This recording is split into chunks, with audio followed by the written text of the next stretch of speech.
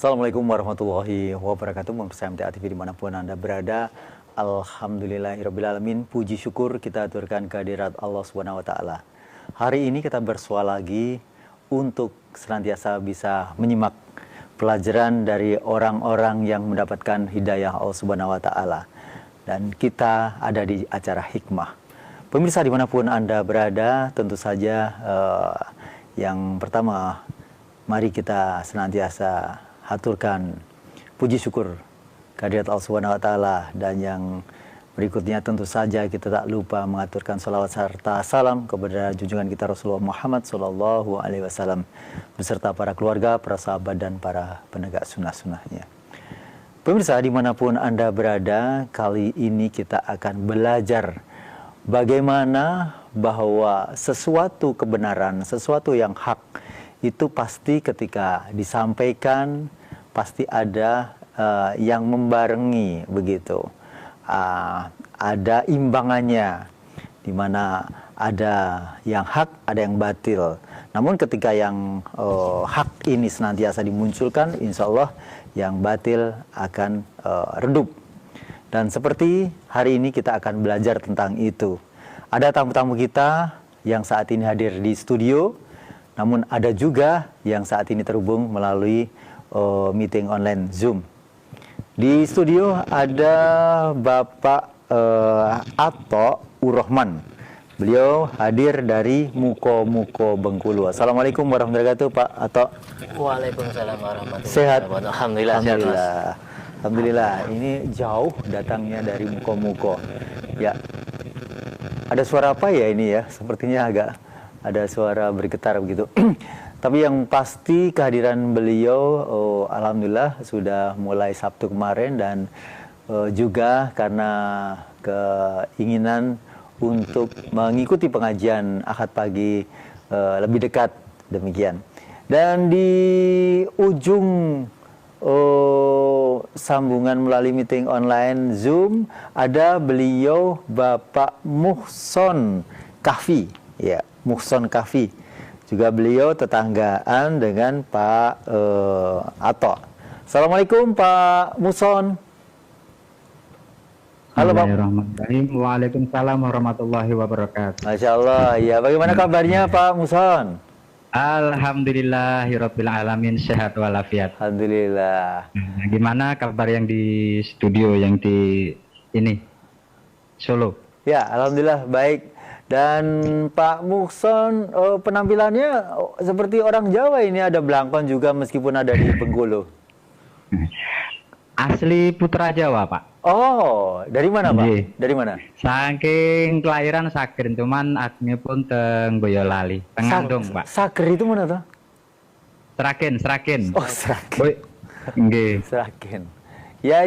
Kedungombo, Pak. Oh, Kedungombo, ya, Seragen, Nggih, betul. Ya.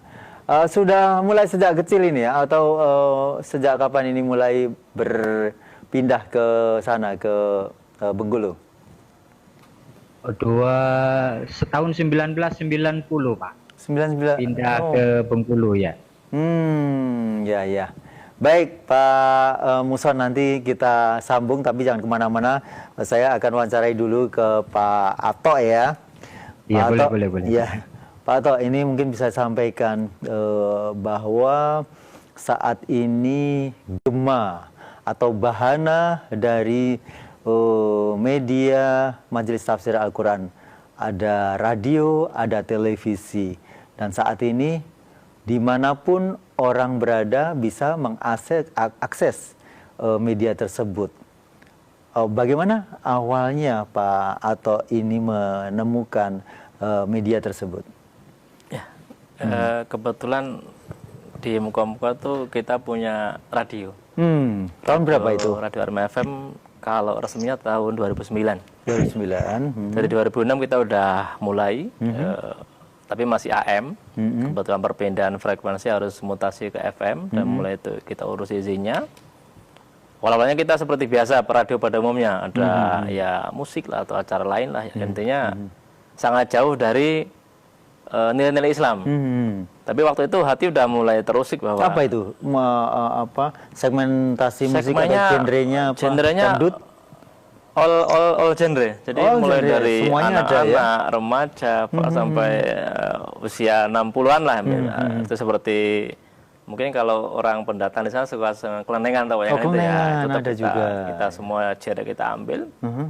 Tapi di akhir-akhir hati ini udah mulai gelisah ini. Apa kenapa gelisah? Kok radio cuma isinya ini aja? Dari musik ke musik, dari musik ke musik. Artinya kejenuhan udah mulai Terasa. terasa. Ya? Masa iya radio cuman gini-gini aja, artinya keberadaan Army FM nggak mungkin hanya untuk mengusung atau memindahkan musik dari kota besar ke pelosok desa. Iya, Jadi iya. malah merasa bersalah seolah saya jadi distributor hal-hal yang mubadir tadi gitu kan. Iya, iya. Nah waktu itu kebetulan sudah beberapa dengan agen atau distributor audio waktu itu, karena belum ada website ataupun streaming, kita dikirim CD. Tapi baru waktu saat itu putus.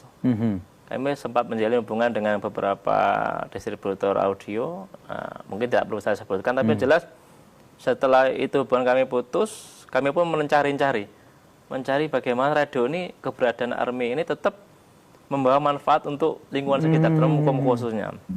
Nah kebetulan waktu itu saya ketemu bibi saya yang ada di Seragen, waktu ketemu di Kertosono ngumpul Ramadan ya. Aslinya mana, Pak? Kalau saya Kertosono aslinya. Kertosono, Jawa Timur ya? Itu ya, Nganjuk, Jawa Timur. Kebetulan hanya 4 tahun di sana, terus diajak orang tua transmigrasi ke Bengkulu Muko-Muko. Iya, iya. Nah, beliau menyampaikan, ini loh ada radio bagus, nah, kalau emang nggak ada sana, sebenarnya nggak nyampe, nanti dibuka di parabola atau di streaming. Nah, pas streaming waktu itu kan masih belum. Itu yang tetangga itu tadi ya? Ya, bule tadi. Oh, bule tadi. Bule Taslimah. Sekarang beliau ada di Seragen. Kebetulan juga tinggal di sana. Nah, sepulang itu saya coba, begitu pulang ke Muko-Muko, saya coba nih. Di scan ternyata muncul. Waktu itu saya ingat kan kita senang kerja malam ya, begitu siar radio off, kita mulai scan parabola kan nggak mungkin ganggu pemancar. Terdengar itu suara Ustaz almarhum Allahumma kan. Kayaknya kok pas.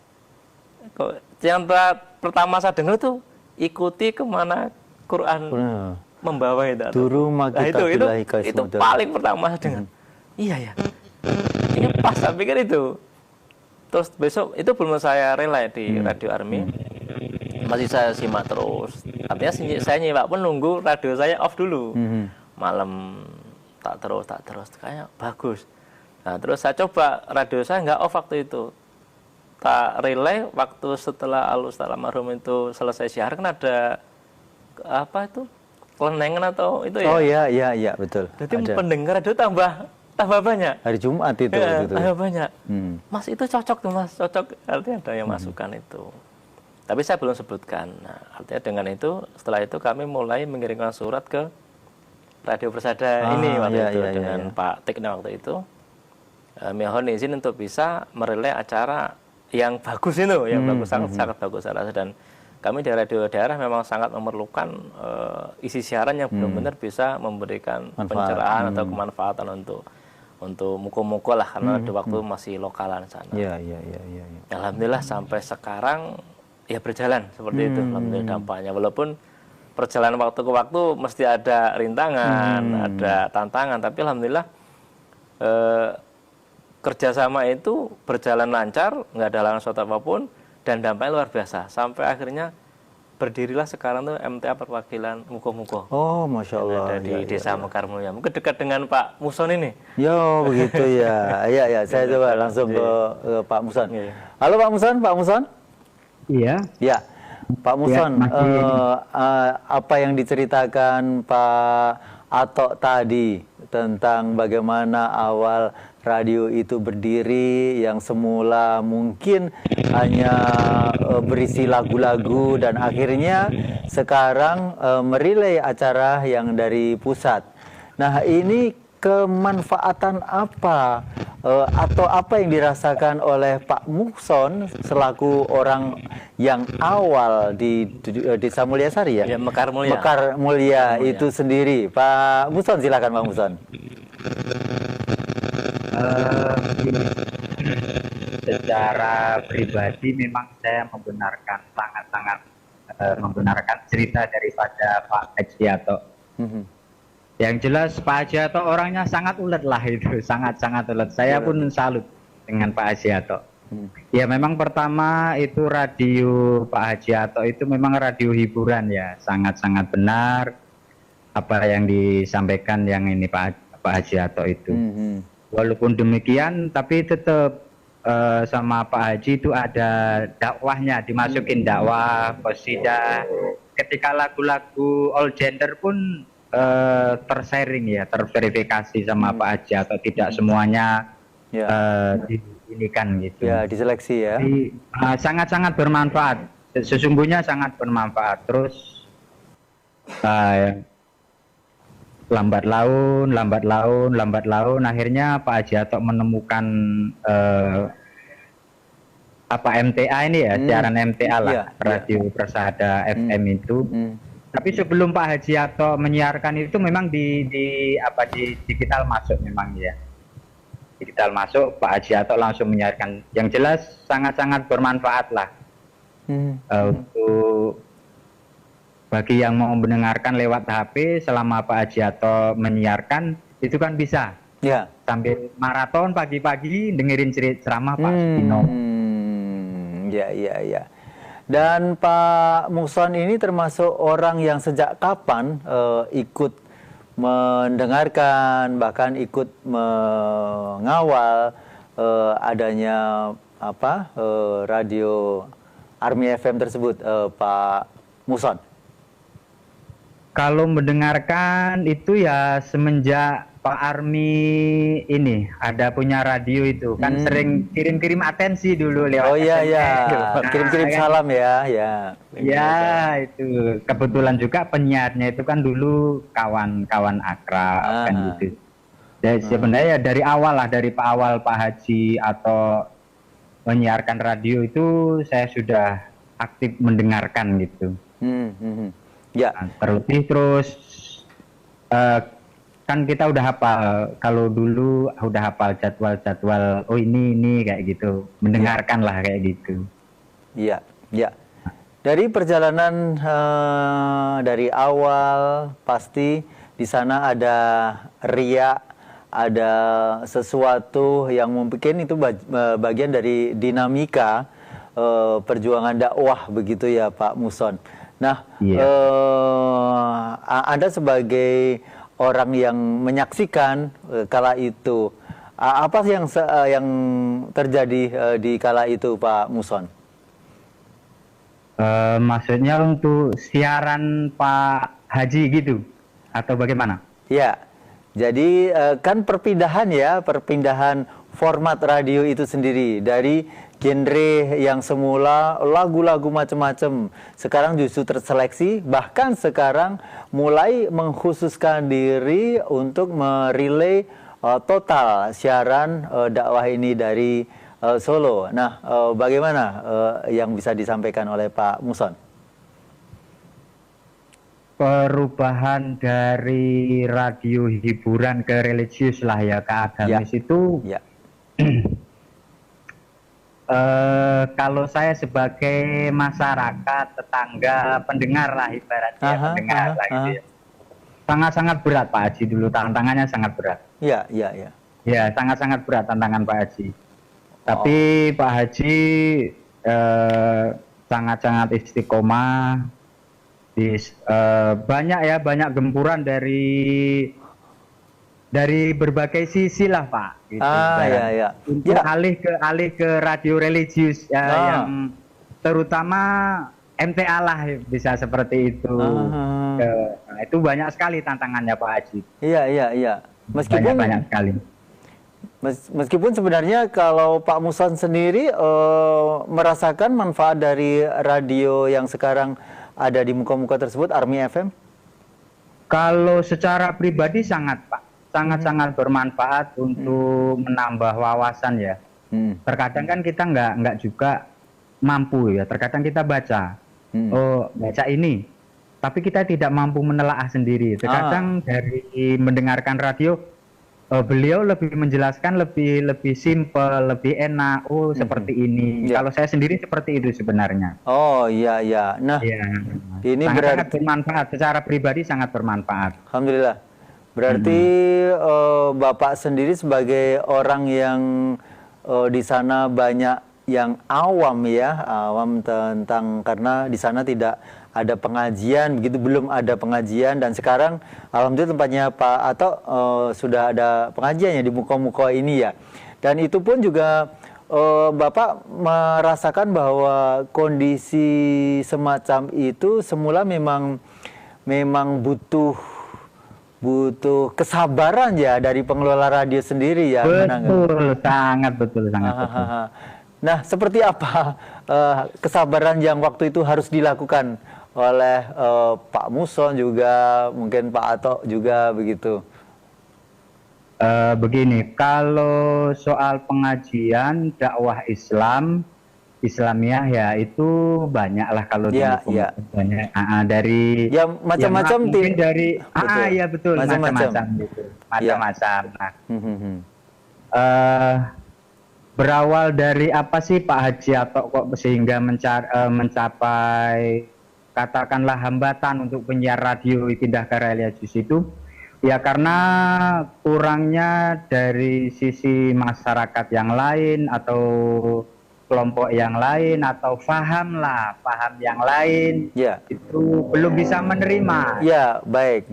Nah, itu pun juga wajar ya Pak ya, wajar, betul, karena betul. karena sebelumnya kebiasaan yang ada di masyarakat itu sendiri, dan berdasarkan dari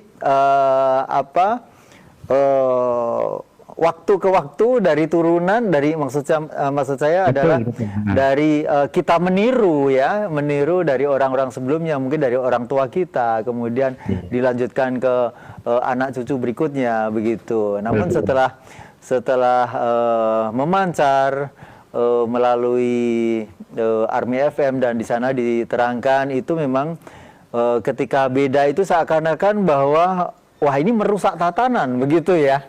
Iya. Ya. Yang jelas kesimpulan itu ya mungkin belum mengerti aja. Ya, mungkin betul. Belum memahami ya. Jadi Pak Haji Ato ini bawa ajaran baru kan. Ya.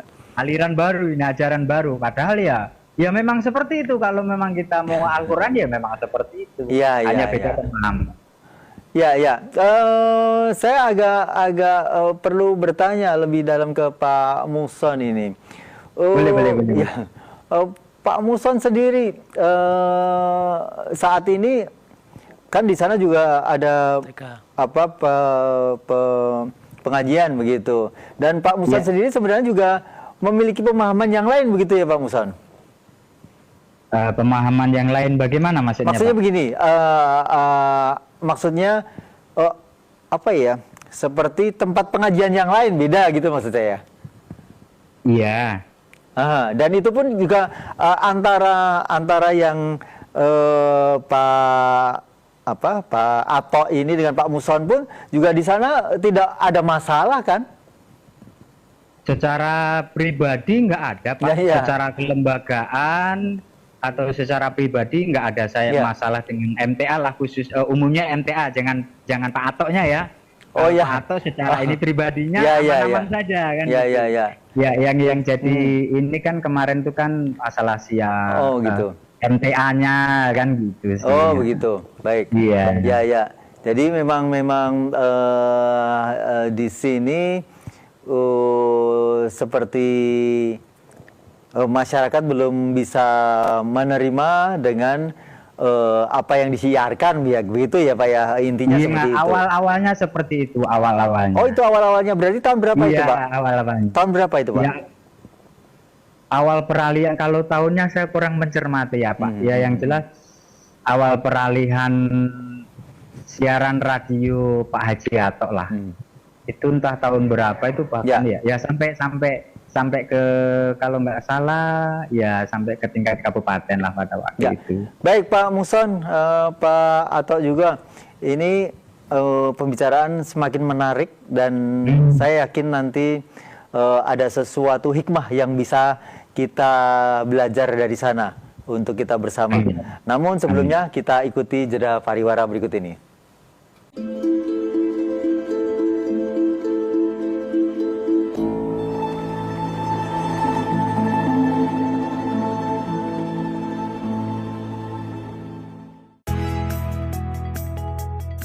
korban adalah korban, penolong jangan sampai menjadi korban.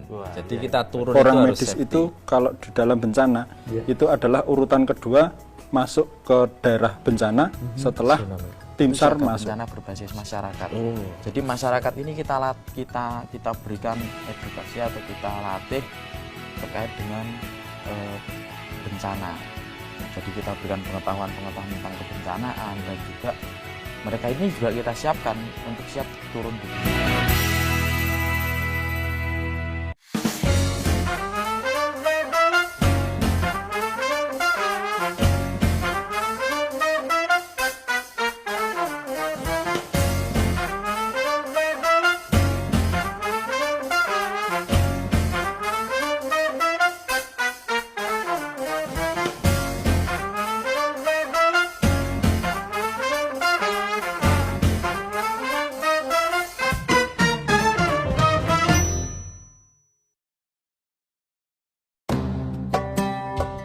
banyak ucapan bukan ucapan Rasulullah dikatakan ini sabda Rasulullah. Maka semua kitab-kitab hadis itu harus pakai sanad. Sanad itu sangat penting dalam hadis. Dalam hadis tidak pakai sanad itu tidak ganggu, tidak dipakai.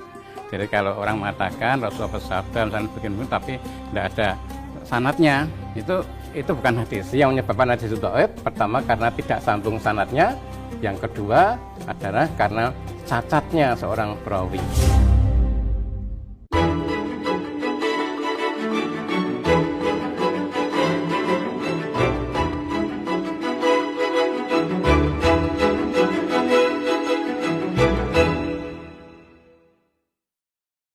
Dr. Esa Muhammad Al-Masmali dari Universitas Ummul Qura Mekah, Arab Saudi menghadiri kajian di Wakil Gubernur Lampung meresmikan Gedung MTA Perwakilan Lampung Utara dan Masjid Satgas Tawakal. MTA Sepantura menggelar pengarahan dan pembinaan Tidak Satgas. hanya di MTA Pusat, pembagian paket sembako kemerdekaan juga dilakukan seluruh cabang dan perwakilan MTA. SAR MTA terjun dalam pencarian korban tanah longsor di Desa Tegal Sari, Karangpandan, Karanganyar.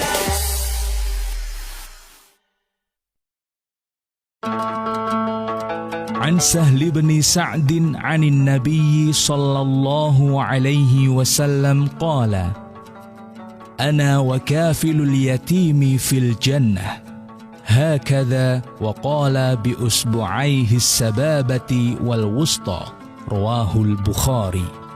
Dari Sahal bin Sa'ad dari Nabi sallallahu alaihi wasallam, beliau bersabda, saya dan orang yang memelihara anak yatim seperti ini di surga. Sambil beliau mengisyaratkan dengan dua jari beliau, yaitu jari telunjuk dan jari tengah. Hadis riwayat Bukhari, juz 7, halaman 76. Masya Allah, betapa menggembirakannya kabar ini untuk kita. Pemirsa MTA TV dan pendengar Persada FM, Majelis Tafsir Al-Quran membuka program santunan bagi anak yatim dan fakir miskin. Salurkan uluran tangan Anda melalui BSI atau BSM di nomor rekening 5523466234 atas nama Suminto, atau UB Syariah MTA di nomor 1110101554 atas nama Suminto QQ Santunan. Semoga keikhlasan Anda menjadi kunci pembuka surganya Allah. Amin ya rabbal alamin. Ya usah malu, ya kita terima ini sebagai anugerah. Kita usahakan dari hati, disekolahkan, diberi pendidikan. Jadi kita melakukan asesmen awal terlebih dahulu. Jadi kita tahu bagaimana latar belakang anak, bagaimana latar belakang keluarganya dulu. Kenapa kok orang tuanya ya mendaftarkan anak di sekolah ini begitu. Dari asesmen awal kami mengetahui dan datanya secara komplit. Pada seluruh warga ya, apabila punya anak berkebutuhan khusus, mungkin segera mungkin sedini mungkin ya. Karena itu hak anak untuk bersekolah. Jadi jangan sampai anak itu tidak mengenyam sekolah. Ini program pemerintah. Kan di SLB itu tidak bayar sekolah.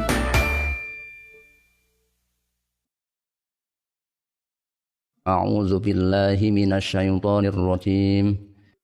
Wa anzalna ilaikal kitaba bil haqqi musaddiqan lima baina yadayhi minal kitabi wa muhaiminan 'alaihi fahkum bainahum bima anzalallah wa la tattabi' ahwa'ahum amma ja'aka minal haqq likullin ja'alna minkum syir'atan wa minhaja walau sya'allahu la ja'alakum ummatan wahidah walakin liyabluwakum fima atakum fastabiqul khairat ilallahi marji'ukum jami'an fayunabbi'ukum bima kuntum fihi takhtalifun.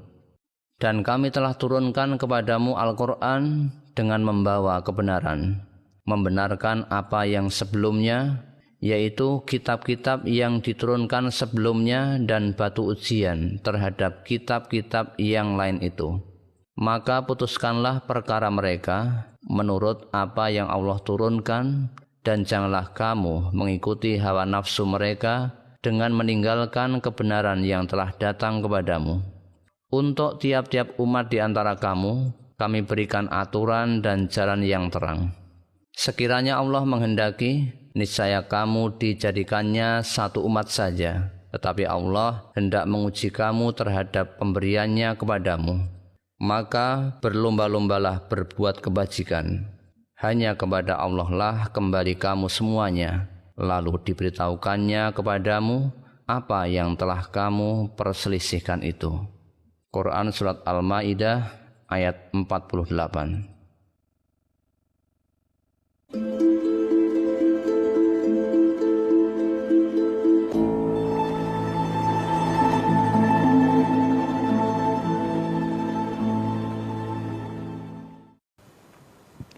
Baik pemirsa dimanapun Anda berada, Anda masih menyimak sajian hikmah untuk siang hari ini.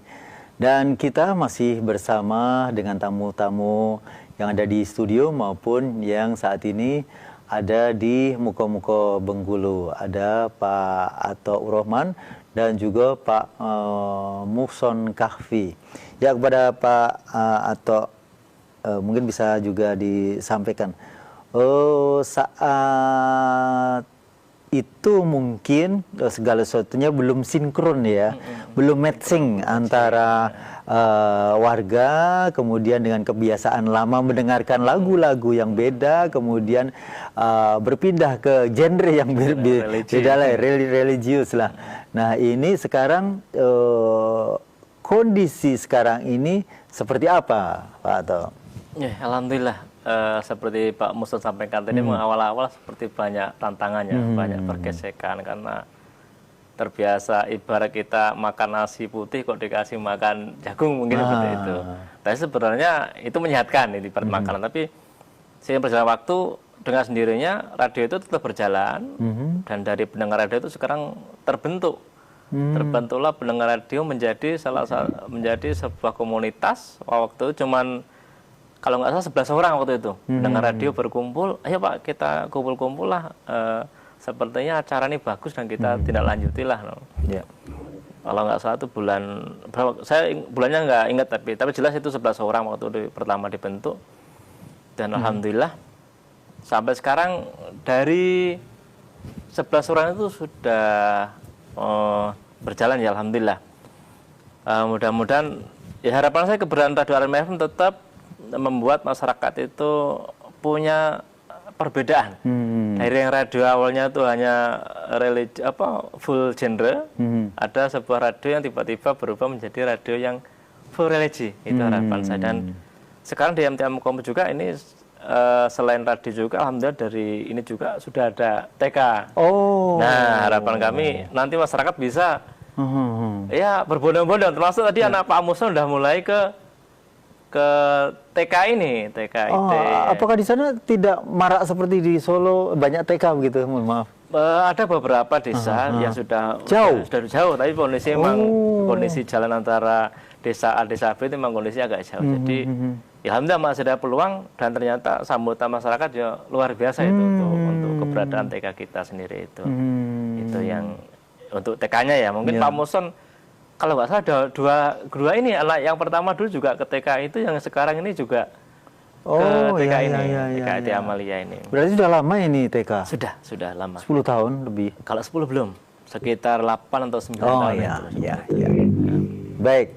Kembali ke Pak Muson.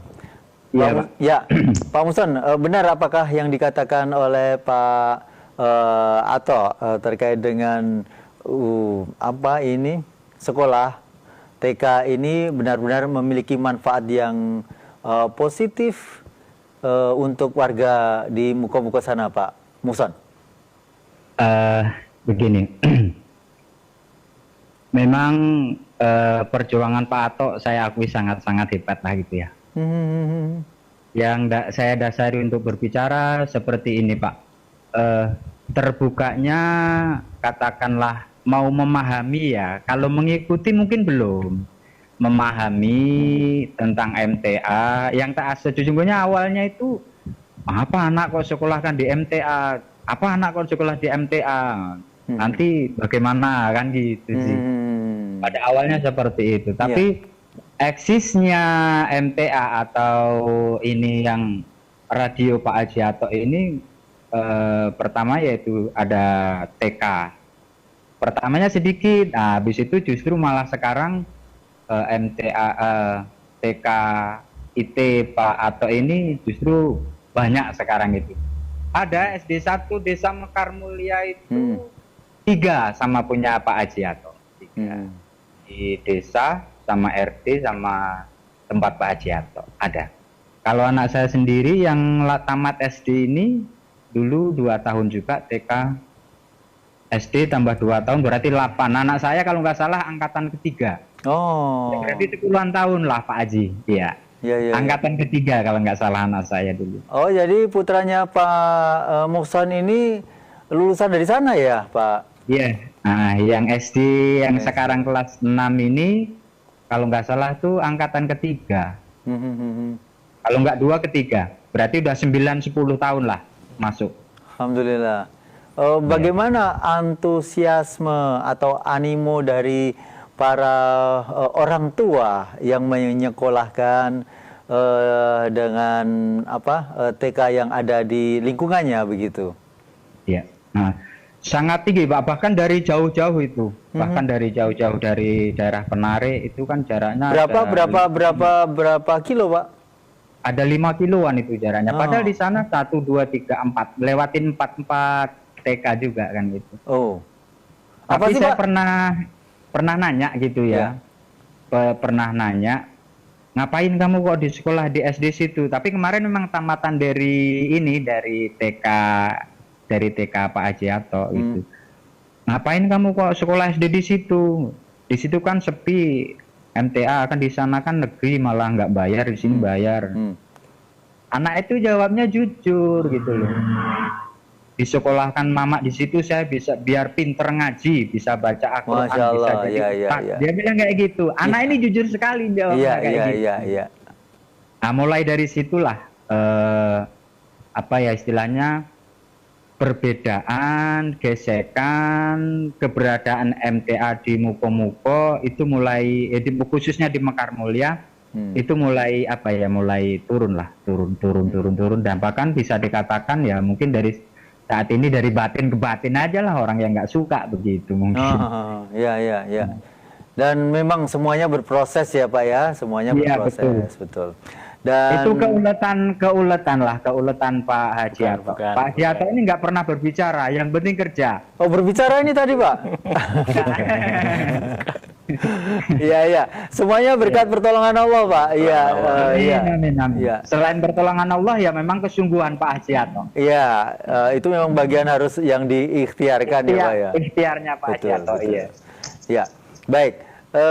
Pemirsa dimanapun Anda berada, siang hari ini kami juga membuka kesempatan bagi Anda yang bertanya terkait dengan perkembangan dakwah yang ada di Muko-Muko Bengkulu ya.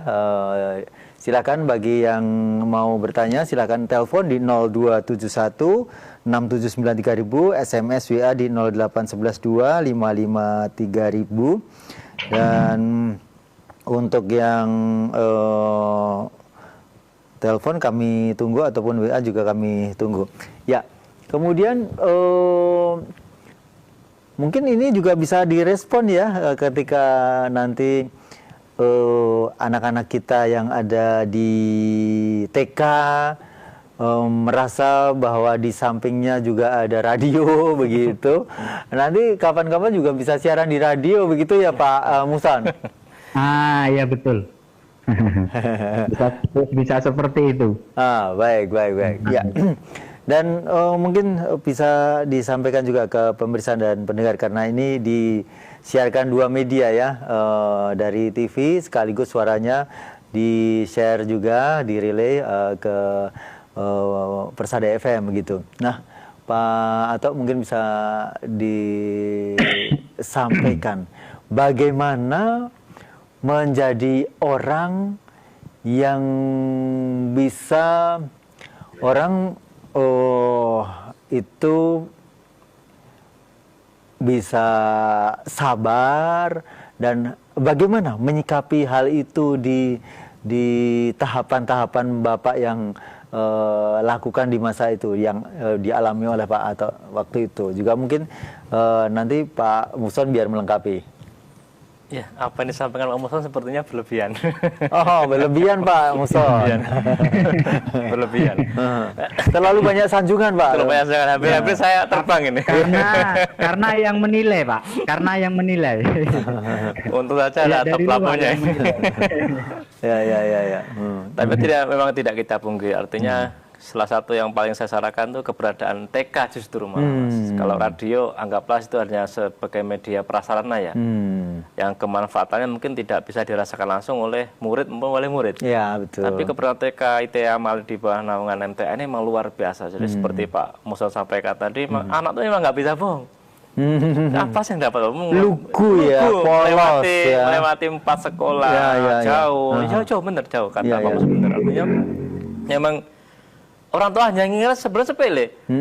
Aku tuh pengen anakku bisa ngaji, bisa sholat, bisa berdoa untuk orang tua. Jadi begitu simpelnya. Dan itu anaknya atau orang tuanya yang pengen? Itu orang tuanya. Orang tuanya. Artinya yang benar kata Pak Muson dulu ada gesekan. Begitu setelah anaknya masuk ke TK ITA Amalia itu merasa ada perbedaan.